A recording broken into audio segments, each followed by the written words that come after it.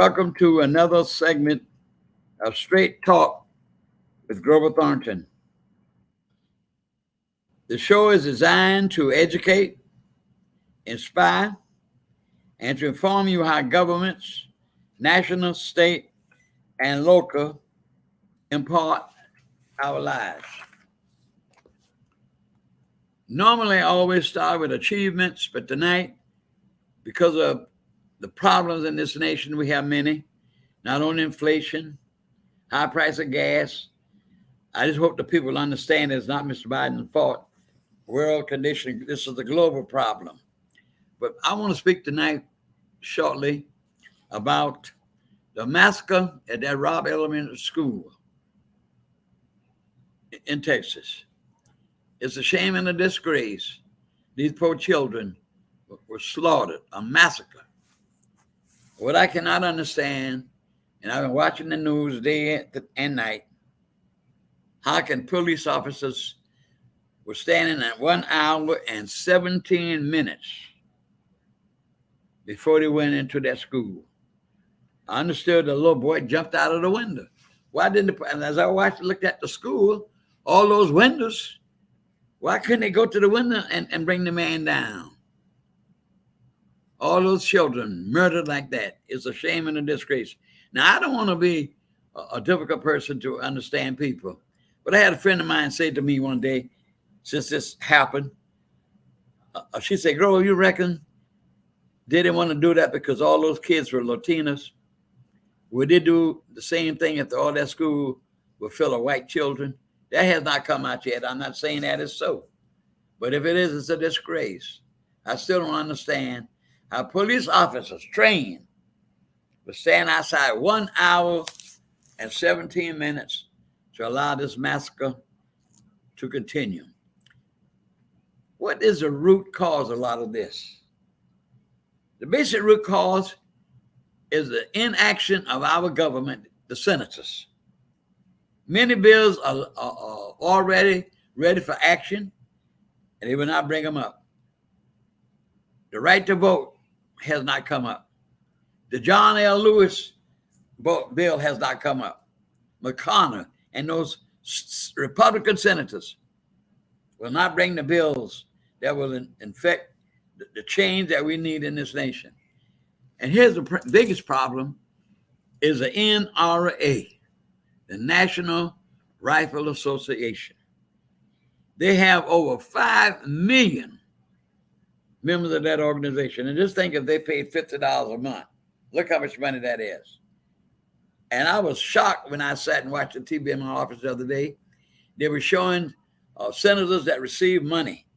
It went off so fast, but I did get an opportunity to see 2 senators. One with that Josh Hawley man and Ted Cruz. I can remember Ted Cruz receives 1 million, and I saw the vote. So it has to be 400-something thousand.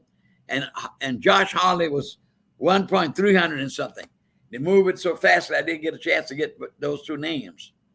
They are committed to the NRA. That's why these things are happening. No gun control. And AR-15. When I was in the military, I was on the firing range as part of the training. And the biggest weapon that they had at that time was an M16 rifle. It was one of the best in the world.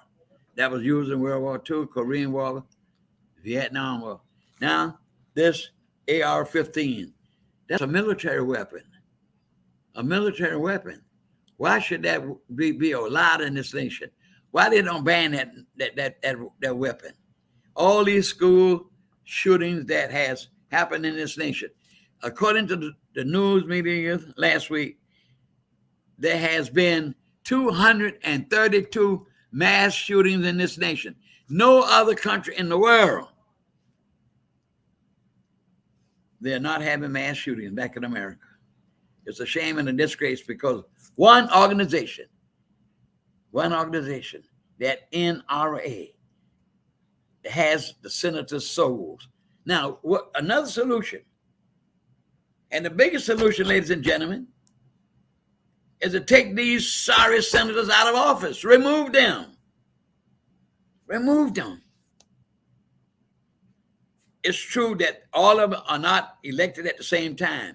But when the time comes up for election, remember what they did not do and put them out of office. That's what needs to happen to these sorry people. They don't care about anybody. I read a book in my library here by Harry Truman, The New Deal, and Truman said these words: the Republican Party is for big business people, and do not let anybody tell you nothing else. That's what the Republican Party is. It's a business organization, and they're allowing all these people to have mass killing. Now, how would Cruz will feel if his wife went into a grocery store with his children and she's shot down? What about that boy going to church, talking to the minister, kill all those people? And one laid up under the table, well, I'm going to let you live so you can tell what happened. It's a shame and a disgrace. And I tell you right now, if you would put the Democratic Party and give them 2 or 3 more senators, all these things that I just mentioned, background check, 21 years old before you purchase a weapon, all these things would come to pass. It's a shame that a lot of our senators are tied in and they're tying down to big business, like Manson. I don't know whether he's a Democrat or not. In my view, he's a Republican and got a Democratic clothing. They didn't want to pass the Build Back Better bill. And I read where he's tied into the gas lobbies. So that's the problem, ladies and gentlemen. We got to take these no good people out of office. They care more about money and power than they care about those kids that were shot. Look at other schools in Florida and Connecticut. Shot dead. They didn't have a chance to live their little lives. How shameful. How disgraceful.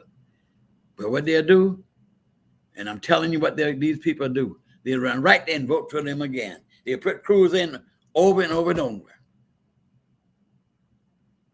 That's what they'll do. Those type of people need to get out of office. And now they got all these rallies about save our lives. That's a shame what they've done to this country, the Republican Party. And of course, the next thing I want to be talking about will be this insurrection with that imbecile man called Trump. As that lady said on the TV, Miss Pence. Not Miss Pence. You know the lady, Miss Cheney. I'm sorry. We don't take an oath to any man. We take an oath to the Constitution of the United States to protect it. And all these people got into that insurrection. And when they learned the information that came out the other night, and more is yet to come, even Trump, in so many words, supported the hanging of the vice president. It's a shame. But I'm going to tell you, that insurrection, a lot of pain. And what I cannot understand, ladies and gentlemen, all this murder, that's murder. Premeditated. They met when you meet together and you could form a conspiracy that you're going to do this, you plan that, that's premeditated. And why some of these people still walking around? Now, I'm waiting like any other American to see what the Attorney General is going to do. All this talk about nobody's above the law. Everybody's above the law except Trump. He ought to be in jail right now. He ought to be in jail.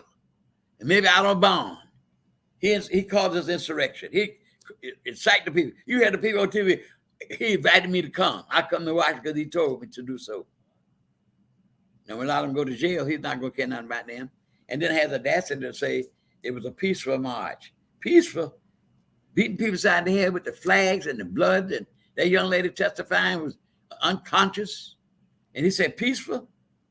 But I saw it one night on the television. And we know how his niece was talking about him. And on the television where I was listening, it was a psychiatrist, a medical doctor, and a psychologist. And both of them came with the same conclusion. The man is delusional. The man cannot stand that he lost an election. And the man has a mental problem. There's no question about it. And he's still running around speaking and doing all these things. Okay, look at this. In August 1968, 63, when the March on Washington, was over 125 to 50,000 people. No violence, no damage. Minister Farrakhan called 1 million black men. They left the city intact. Not one violence. And if black people had gone on like those crazy people did on January the 6th, white people would have called us everything in the world except a child of God. I think as I watched that thing, I think I saw one black person in there. And she should have been whipped. Following that delusion of man, that man is a cancer on this nation. He is a cancer on this nation. You know what you try to do with cancer? To get rid of it. It's a disgrace. And all these things happening to our nation like that. It's a shame before God. And these senators are sitting and letting all these things happen in this nation. Now, I've given you the solution is to get rid of them. They need to be out of the office. They go about their business, doing something else. And another thing they want to talk about is this Second Amendment. I left my Constitution in the back over there, which you get. You see the blue Constitution right by the television. Section 2, Article 2 in the Constitution. It tells you about the state having a militia. When the state, that don't mean individual states, talking about the nation. Section 2, Article 2, the right to bear arms. It should not be a fringe. There's nothing about nobody walking the street with an AR-15, like we in the Midwest. There you are. Thank you. I just want to read it to the people and tell them exactly what it says. Article 2, Section 2 of this Constitution. The first 10 amendments to the Constitution is the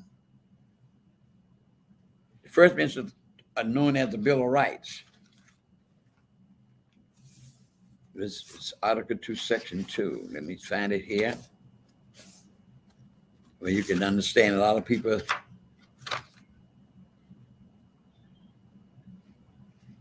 No, I'm trying to find it. I had a jump clip on it. But anyway, what it does say was that the right for the people to bear arms, but it does not say that you have a right. Here it is right here. A well-regulated militia being necessary to the security of a free state. That's not like individual state. The word state refers to this country, this nation. And the president is commander-in-chief of the military. They talked about when all that was going on, Trump was the commander-in-chief, but he did call out nobody, no call out. He didn't call out the National Guard. He didn't contact anybody on any organization, defense secretary, nobody that could bring an end to this massive mess that they were doing at the Capitol. Because he incited it. He was sitting there watching TV, they say it, in the dining room adjacent to the White House Oval Office, getting the joy out of what he was doing. His own attorney general said that was a bull, you know what else, about a fraud election. The man is delusional. The man cannot stand delusion. When Bush beat Vice President Gore, with all this mess, the Supreme Court finally gave it to Bush because they have more Republicans on the Supreme Court than Democrats. But Mr. Gore did not challenge that with all these hanging chads and all that, the stuff they call about the election with the votes. He went off in peace. He didn't cry fraud. They took the election from me, the Supreme Court. He didn't do that. He went as a gentleman. He lost the election and he accepted that. When President Kennedy won the election very narrowly, one of the narrowest election in the history of the country, about 1 million votes or less, 100-something thousand, whatever it was, he won the presidency over Mr. Nixon. Mr. Nixon didn't cover that foolishness about somebody stole the election, the mafia took the election. He went away in peace, and again, he had another chance to become president, which he almost destroyed the country. But at that point, he did not rebel to say something was taken away from him like that, like Trump did. At all the presidents we've had, we have never had a peaceful transfer of power until Trump became president. I knew he was no good when he's coming down that escalator. I told my friend, he's going to be trouble. That's what I remember telling my friend. The first lie he told Mr. Obama wasn't born in the country. He's a liar all the way around.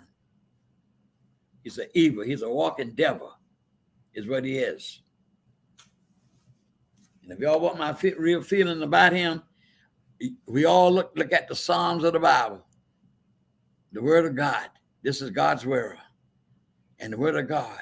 Go get me my little blue Bible right by that. I want to let these people know just the way I feel about all these people that are causing this chaos and this mass murder and ruining this nation. Ruining this nation. If you read the history, Rome was a powerful country back then years ago. Rome was powerful. But Rome fell. It fell because of within. The domestic problems. Rome fell because the people decided that they didn't want to live a godly life. And they destroyed their own country. Now here, thank you so much. Now here's the way I feel about it. Everybody's entitled to their own opinion. But I want to let you know this right here. Well, my view, I like my own son. He gets angry with me, my own son. Part of my flesh gets angry with me when I see Trump, and I said I wish he was dead. He's an evil person. He's evil, and so what? An evil don't like I told him. He got angry with me. I said, look, don't tell me to read. The Lord is my shepherd; I shall not want, etc., etc., etc. And I depend upon God this way. Hear my prayer, oh God. And like David said, forgive me all my sins. Oh God, I look to you for this, that, and other. Want me to believe all right? And you don't want me to believe this right here, Kenny? I believe this 55th Psalm, the 15th verse. Here's what I feel about it. All of these people, they're bringing destruction to this nation, starting with that sorry man Trump. And here's what it says. Now, it was either by David or either Solomon, but I think this is David, because Solomon wrote some of the Psalms in the Bible also. Here's what it says, and I quote, don't take my word, get your Bible, and read the 55th Psalm, beginning at the 15th verse. And here's what it says. Let death seize upon them, and let them go down quick into hell, for wickedness is in their dwellings. That's what's going to happen to Trump sooner or later, and much sooner than later than y'all think. This man is an evil man running this nation. He's evil. And all those people afraid of him, scared of him. Liars. They know the election was not stolen. And talking about letting him run again in 2024, got to be kidding. But I want to discuss those 2 or 3 things that were on my mind, and I was going to give you my personal view. What I think about this country, the way it's heading, racism, hatred, and then on the money, and God we trust. We may trust God, but God sure don't trust us. All right, I'm going to moving right along right now. And you know, we have an election coming up here on a runoff election, June the 21st. And I have 2 guests on my show here tonight. I have the Reverend Paul Smith. He is going to be trying to assume the position as the 5th District School Board member. And Reverend Smith, I live in the 5th District. And your predecessor, Mrs. Irene Hines, wonderful lady. I worked with her campaign 2 or 3 times. She's been to my home, discussing policy to help her win her election. And she has served greatly as a member of the Board of Education. And when I spoke to her the other night, she spoke so well of you, Reverend Smith. You came to my home and I met you in my office. We sat and talked. And I like your views. And I think you would carry on the same work that Mrs. Hines has done for so many years. And not only that, she has endorsed you. So I want to congratulate you for being in the runoff, Reverend Smith. I can't hear him. Huh? Tell him he's muted. Tell him he's muted. Say what? He's muted. His mic. Can you hear me? I don't understand you. I was trying to get Can you hear Reverend me? Smith to respond. Can you hear me, Reverend Smith? Yes, sir. Can you hear me? Can you hear me? Yes, sir. Hold Can on you a hear moment. me? He's trying to say something, but I can't hear him. His Hey, internet is not working. huh? Well, I can't hear him. He doesn't have a good connection, doesn't sound like. We're trying to get a little connection going on. Just bear with us a moment, please. No worries. Sometimes you have to. He should be able to. Can you hear me now? I can't hear him though. Right. You know how these technical things are. Can you hear me? He's speaking, but I cannot hear him. That's on his end. Huh? That's on his computer. His computer. Yes. Can you all hear me? Now I hear you a little bit. You're breaking up, but you're trying to come in. She was saying it's on your computer, you know. I don't know. Okay. Yes, sir. Yes, sir. I seem 'Cause to have I really all want- my I really want the people to hear you because I need to ask you a couple of questions. But you did hear me when I said I congratulated you. yes, You sir. did Yes, hear me sir. when And I said thank Mrs. you for that. Hines and endorse you. Yes, sir. But I Yes, want sir. the Yes, people sir. to hear you. I don't know why I can't hear the man, the young lady. It's on his computer. We can't. Where is the computer? The one At that he's his sending? house. Yes. Is it your computer? She said it's on your computer. It's causing the problem. Well, anyway, he's running for, I'm not sure. I can hear you. sir. I just want the people to hear I you. was I going don't to say know. I hear you pretty good. I don't know what's happening. I just can't hear you. I just can't. And I want the people to hear what he stands for. She was saying it was on your computer to break down. Is it any better or is it the same? I can hear you just a little bit. But anyway, maybe the people can hear you. I'm going to ask you a question. I've already congratulated you. And when you was on the show the last time, you talked about some of the things in your platform that you would like to accomplish. Let me ask you this. Do you think that you would really have a working relationship with our wonderful superintendent, Ms. Dr. Levette? I do. I really believe that we will have a great working relationship together. We both seem to have the same goals to achieve, to help the young people, as well as to keep the Savannah-Chatham County Public School system moving in the right direction. I believe in her with her principles and her actions thus far. I commend her for an awesome response to this COVID pandemic. I believe that her fast acting helped save several lives. And I think that we will have an amazing working relationship. Wonderful, wonderful. I'd like to see you get in there and continue the work that Mrs. Hines has done and is doing until she leaves and until the winner is sworn in. And I know you wish it would be you, and I think you're working hard for that purpose. And I commend you for that.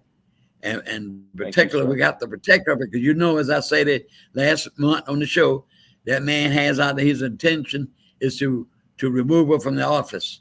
And I think if we have a strong board, because the board hires the superintendent. And I would like for you all to get together and work to see that lady maintains that position that she does have, because she will certainly has done a great job for the system. And I want to thank you for being on the show. I'm sorry we had a little bit of audio problems, but I hope the people heard you and Reverend Smith. I welcome you into the ministry at Bethlehem Baptist Church. You're succeeding one of the best men that also have lived in this country and in this city, the Reverend Scott Stale. He was the pastor of the church you now heading, the Bethlehem Missionary Baptist Church. A young man, and hope he'll be successful. Reverend Stale was a person that filed a suit to integrate the public schools here in Chatham County. And also he was the first African-American county commissioner. Well thought of gentleman, and I'm pleased and happy that the church chose such a man as you. And thank you very much for being on the show. And I know the people are looking at you, and I'm sure they're looking favorably. Thank you very much for being tonight on the show. All right, sir. Thank you, sir. Thank you. Thank you. Thank you, sir. Now, the next guest we have on the show tonight is a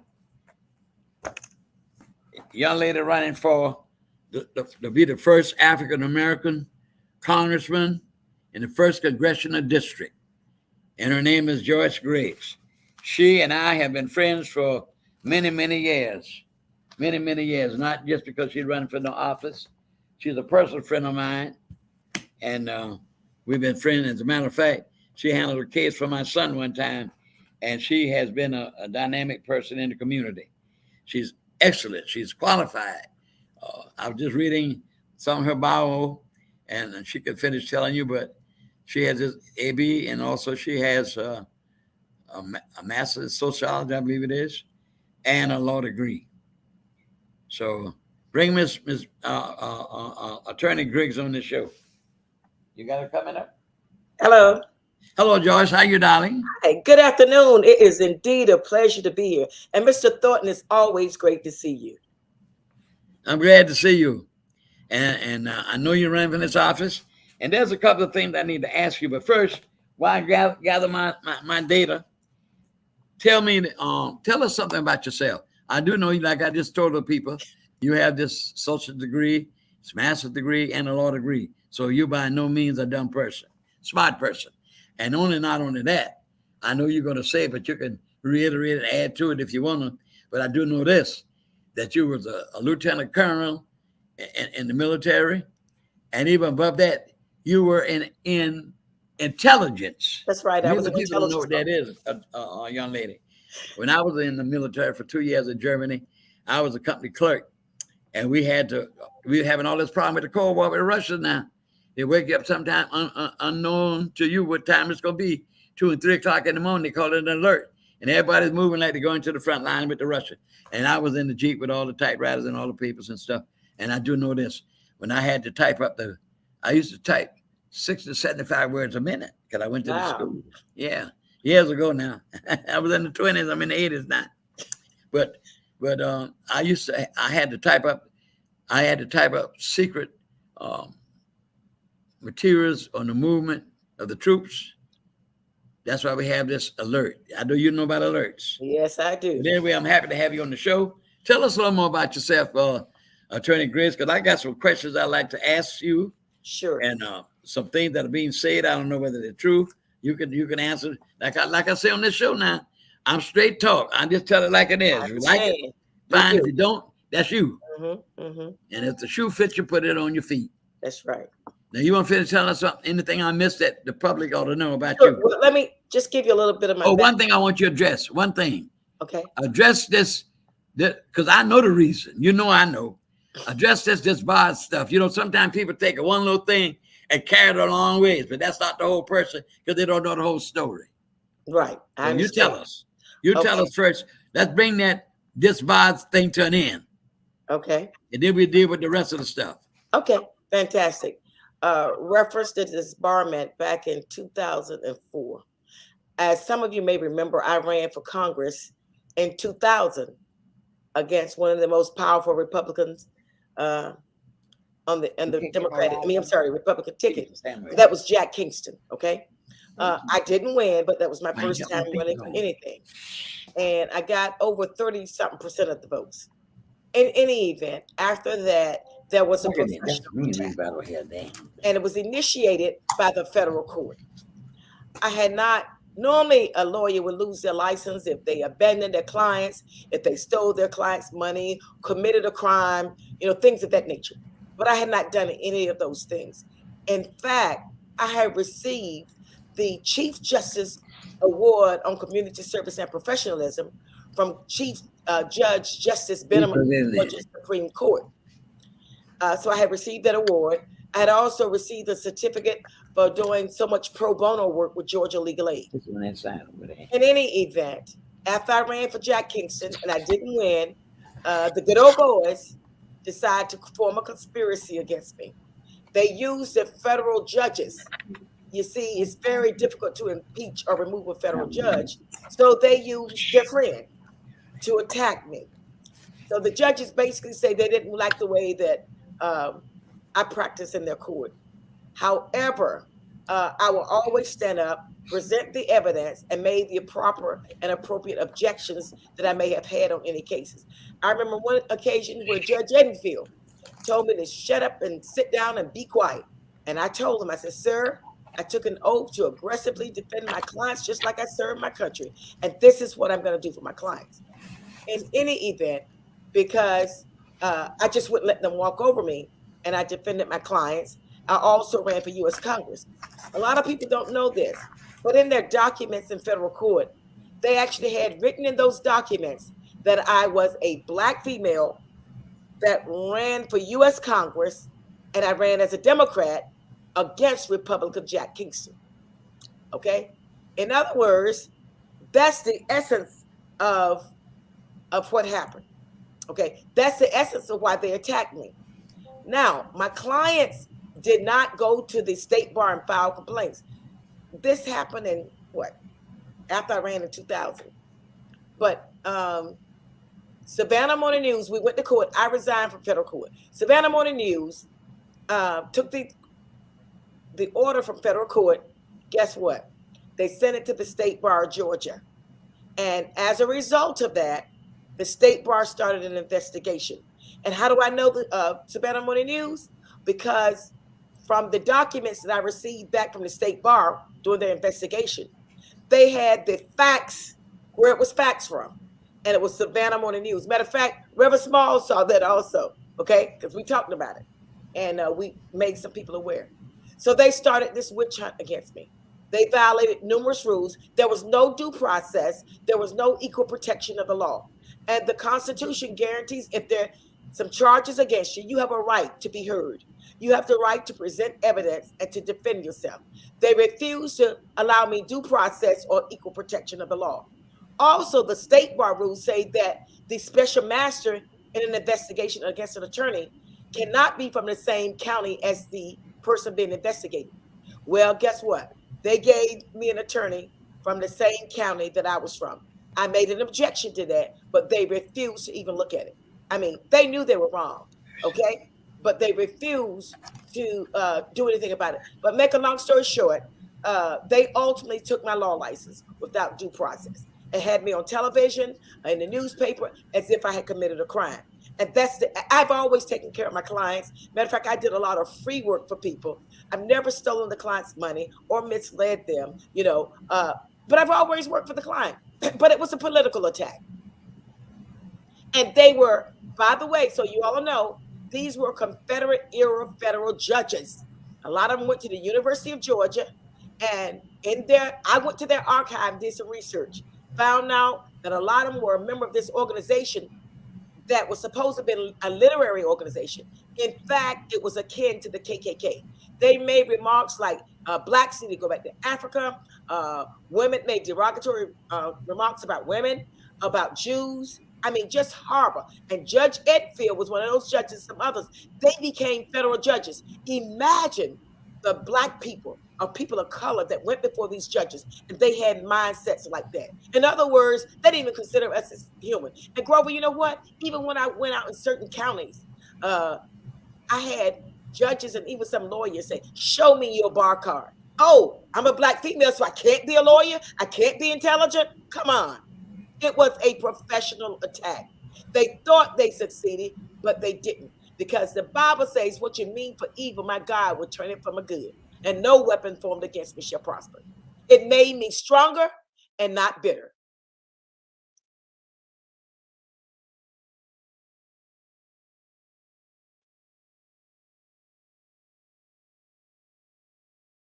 Mr. Thornton? Hello? But in any event, I don't know if you can hear me, but that's just the essence of what happened with the state bar. But I will like to point out that in 2009, when I was deployed to Iraq, my daughter had emailed me that, Dad, I didn't see it till that night. And she said, call home. Did you see what the Supreme Court did? Basically, what the Supreme Court did was they overruled my case. Some white male attorneys went before the state bar for the same thing they disbarred me for. And the Supreme Court said, you cannot disbar an attorney for that because that rule doesn't apply. The Supreme Court is the only one that has authority to grant a license or take a license from an attorney. Nevertheless, I filed a motion for them to put my name back on the list of attorneys, but they refused to do so.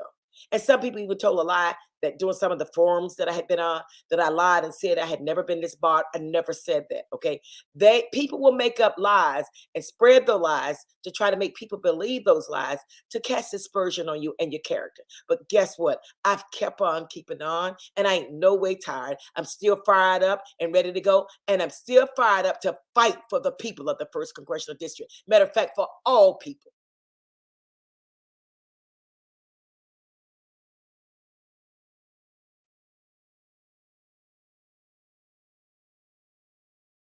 As a matter of fact, I don't know what's happening with Mr. Thornton, but these are some of the basics about what happened with the state bar. And I guess until he gets back online, I tried a big case in federal court where it was the case of the police officers. Actually, it was entrapment, among other things. There were some key police officers. They prosecuted, they were all Black officers, okay? And my secretary was in the courtroom and she heard the U.S. attorney say they wanted to get me because I fought so hard for that young man. So in essence, it was a political attack. But I didn't stop. And as some of you may know, even after that, I went back in the military because they needed intelligence officers. Deployed to Iraq 3 times. I received the Bronze Star Award. Okay, I even helped write legally binding agreement between America and Iraq. I even took some of our soldiers to an Iraqi court, prepared them to testify against the insurgents. So I've done a lot of things since that time. And like I said, I'm a fighter for the people. I won't give up. And guess what? They can't buy me. And that's one of the problems. They know that they can't buy me. That's why I've received so much opposition. And I can't be bought. They can keep that money and shove it because I, Joyce Marie Griggs, is going to fight for the people until the day that I die. Well, I'm glad to hear you say that because I know how you be a victim of the workplace because I've been there too. Yes, Unjust. yes. And you know that. I told you the whole story. Yes. So, but I keep pushing, trusting God. Yes. And he has sustained me that I'm 88 years old. My mind is still pretty sharp. And Grover, you look good and you got a sharp mind. I got to give it to you. All right. Thank you, baby. Now, I want to ask you, I got a mail out yesterday. I'm glad you really outline and to let these people know about that disbarment. Okay. Because the truth will set you free. That's right. And I'm straight talk. You know, one of my idols as a human person to emulate was Dr. Ralph Martin Gilbert. Okay. I always want to be a man like him. And he had a saying that I say to this day, nobody, and I'm going to quote him, put Ralph Martin Gilbert in his hip pocket. And that's where I am. I will never sell out to unborn Black children in this country. I've lived to see go to wars and finally never thought we'd have a Black president. Never thought that. Yes. You've seen a lot of things in our day. All these presidents from Truman on through, I've lived through the administrations. Served my country 2 years in the military. But anyway, I want to thank you for all those words. Now, that should put that to rest about some disbarment mess. And one of my good friends called me. Now, I hope he's listening because I told him he's a professional man, one of my fraternity brothers, fine gentleman, and high respected in this community. Well, now, I know you got the truth from the lady because I told her, so you're going to address that on my show. Exactly. And Grover, just one other thing. I asked the state bar to put my name back on the list of attorney authorized to practice law when they overruled the case. However, though, they refused to do it. And I believe it's because they know they are wrong and they are liable for damages. So there's some things yet to come pertaining to the state bar, because I don't want anyone else to have to go through what I've been through. And it's extremely difficult for Black attorneys, okay? It is. It's very difficult. Very good. The next thing I want to ask you was, I received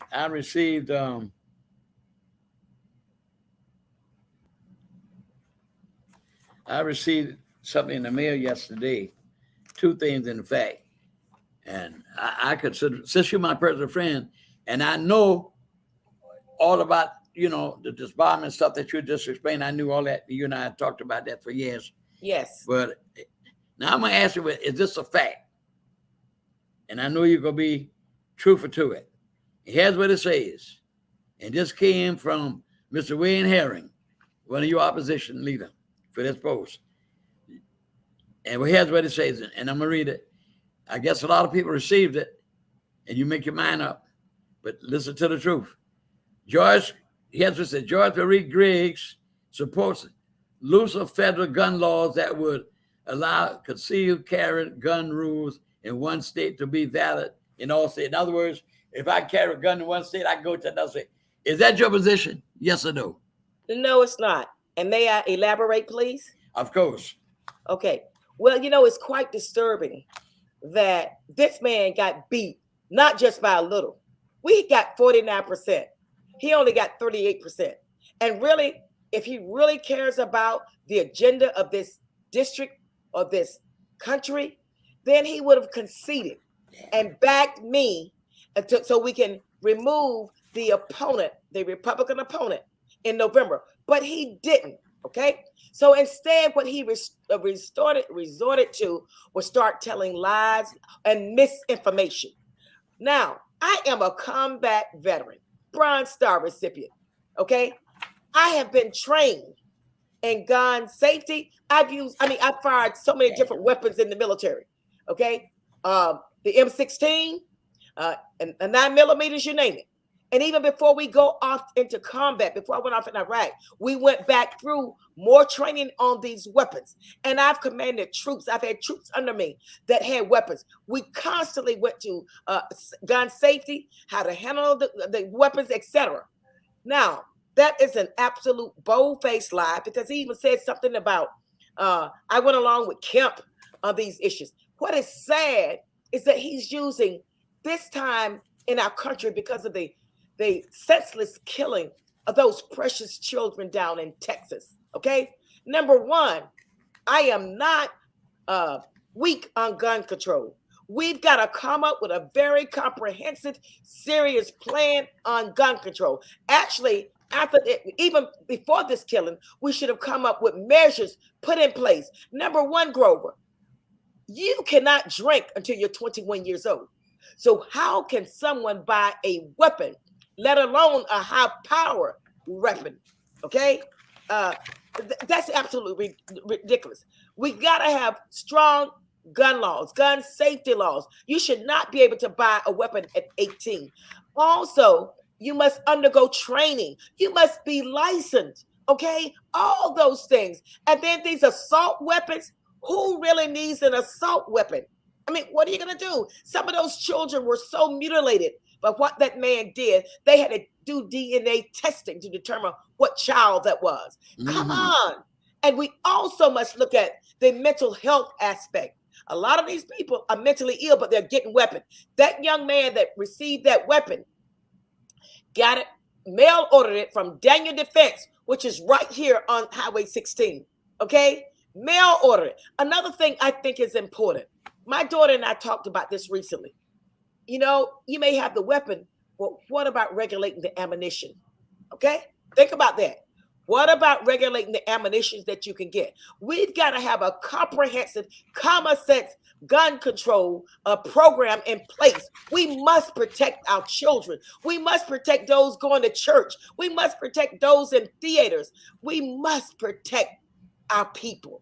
And I'm about gun sensibility and safety to make sure we take care and protect all of our people.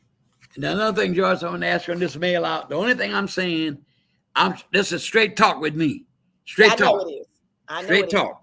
Is. Okay. So how can Mr. Herron say these things if he had not heard you say these? Now, like this right here, is this true or false? That's all I ask you to answer to the people.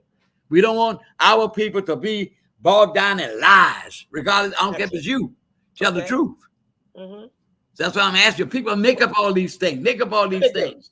Well, and you know what, Grover?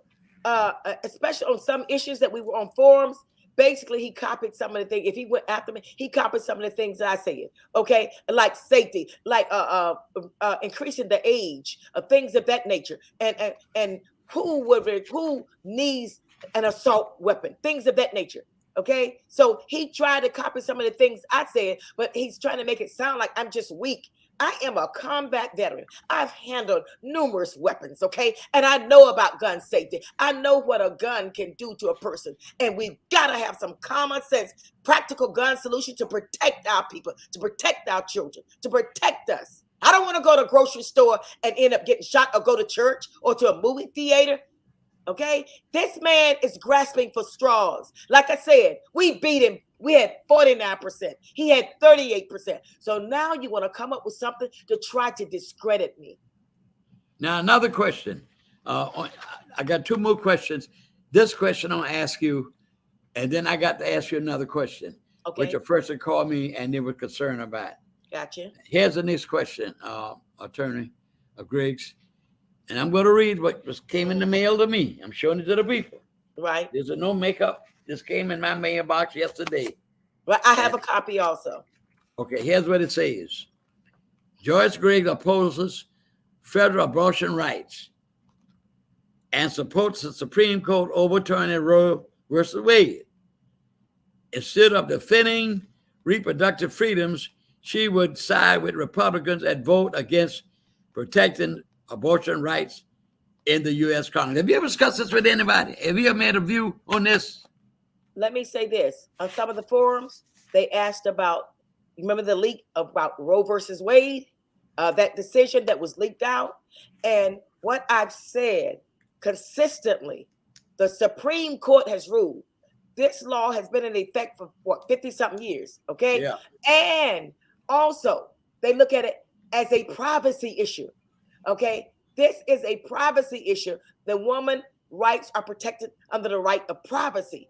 Now, what I would like to further state, okay, when that situation about Roe versus Wade leaked out, I said very probably the Supreme Court is going to send it back down to the states. Let's face it, already a lot of states are passing laws about the abortion issue. Now, and what I told them, you're going to have to look at your state legislators because they're going to be making the laws concerning abortions. But my position is I don't want anyone telling people or telling me, any person telling me about what to do with my body. That is not your decision to make about my body. And that's what I've been telling people, okay? Yeah, but if this, what I'm trying to say is this, I'm straight. Okay. If this, the public just heard your views. So how do people come up and say this right here? This is not facts. That's all I'm saying. You have never told anybody this right here. How did they get this to say you, whoever it is? If it was on the opposite side, I'd be saying the same thing. How can they say you opposes this when they never discussed it with you? You never made a statement to that effect. Here's the thing, Grover. Some people tries to write the narrative for you. He can't write my narrative. He can't write my platform. Matter of fact, he can't come anywhere touching me.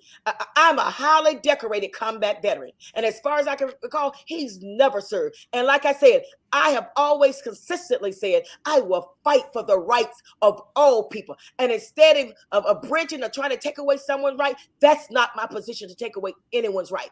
It is a woman's right to choose how she wants to deal with an abortion issue, just like it's my right, just like people had the right to choose whether or not they wanted to get that COVID shot, okay, or where they want to wear masks. So come on, don't try to impose something on me, Wade Herron, okay, that you don't even know.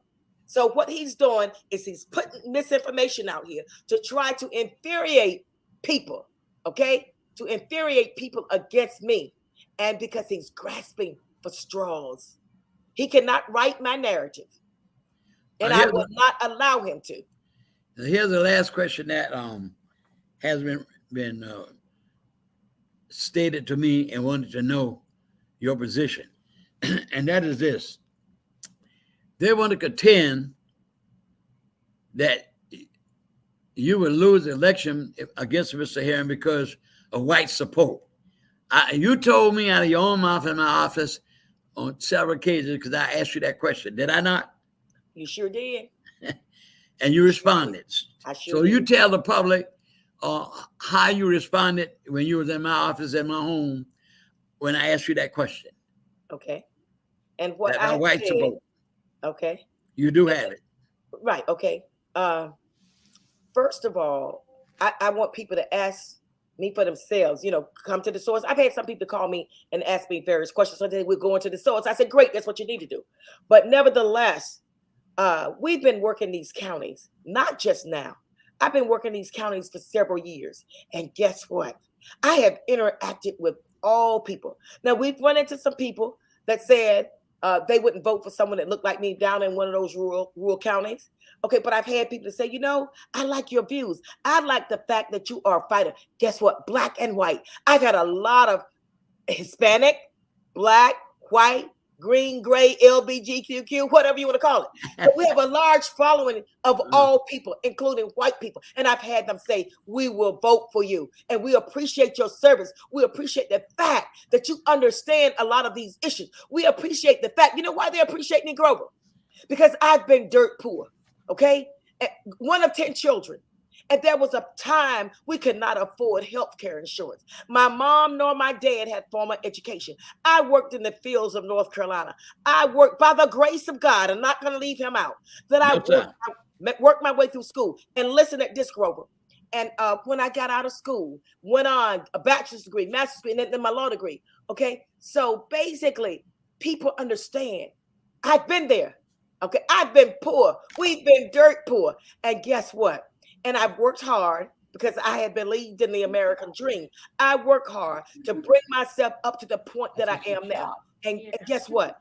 And people understand that there's a lot of poor white people in these rural areas. There's some poor black people, okay? All people. And there's a lot of people there without health insurance. And that is ridiculous, okay? Rural hospitals are closing. So the people, they understand. They know that I feel their heart. I can feel their heartbeat. I've been in their shoes.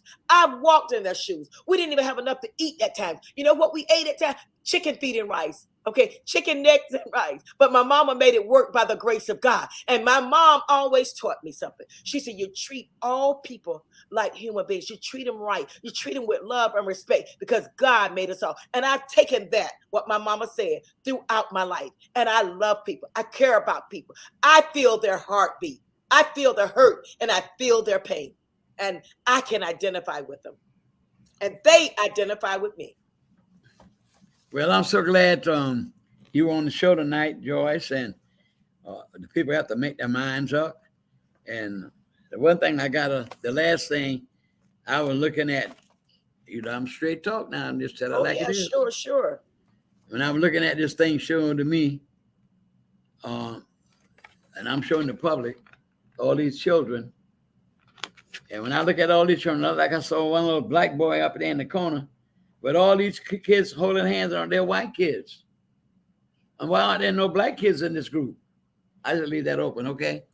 That's just me. The mindset of the one that produced it, okay? I want to let you know this, that I appreciate you being on the show tonight, and you express your views, and I'm glad you talked about that disbarment business, okay? Which I think is wrong to bring that up in the first place. Right. Because like I told you, I know hurt in the workplace myself.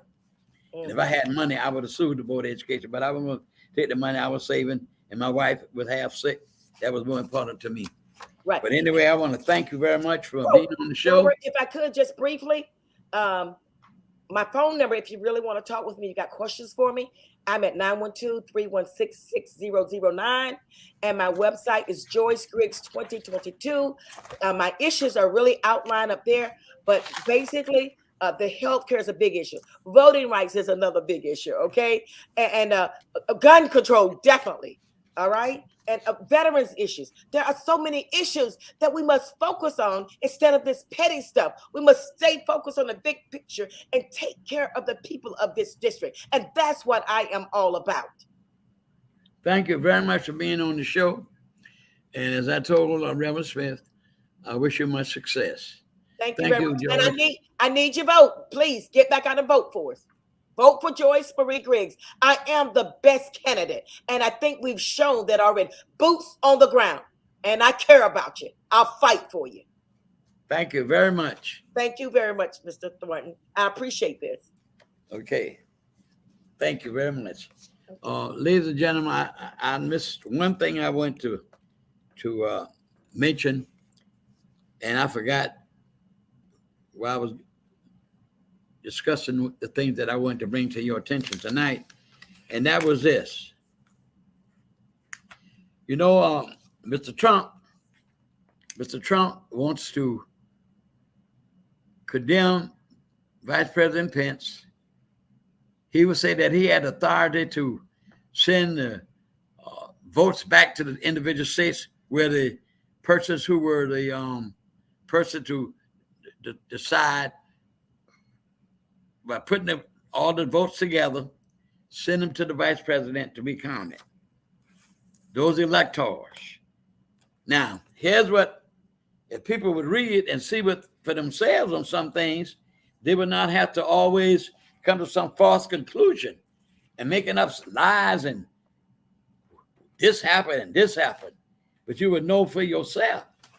You would know for yourself. Now, here's what happened. The Constitution requires all of the electors to meet and they cast their ballots. They really are casting the votes that the people vote in their respective states. Then they take them and they pile them all together and they send them to the Vice President of the United States. Now, and here's my thing. And I will show you this is the copy of the United States Constitution. Here's a copy. Here's what, when I read all through this Article 2, Section 1. And here's the point that I wanted to bring in. And I can't understand how Mr. Trump can say the man had the right to send the elector votes back to the individual states. No such thing as that. Here's what it says. The president of the Senate shall, in the presence of the Senate and House of Representatives, open all the certificates and the votes shall then be counted. The person having the greatest number of votes shall be the president. Nothing, the rest of this, all this article, the rest of it, what it deals with, ladies and gentlemen, if somebody does not have the right amount of electoral votes, this is the procedure that would take place to elect a president of the United States. Nothing else in here mentioned no vice president. Only that one thing. The president shall, vice president, the president of the Senate shall count the votes. Now, where in the world is getting this stuff out? He had authority to not count the votes. He had the authority to send the votes back to the Senate. There you go again, ladies and gentlemen. A man that is delusional. Here's the book. Here's what it says. We look like I'm about out of time for the night. I'm sorry about the little audio problem that we had from the beginning, but it did end on a good note. And I thank you for watching the show. And it comes on once a month. And what I like to do is to give you a number. If you wish to make a comment about the show, I can take constructive criticism. I'm strong. So here's the number you should call.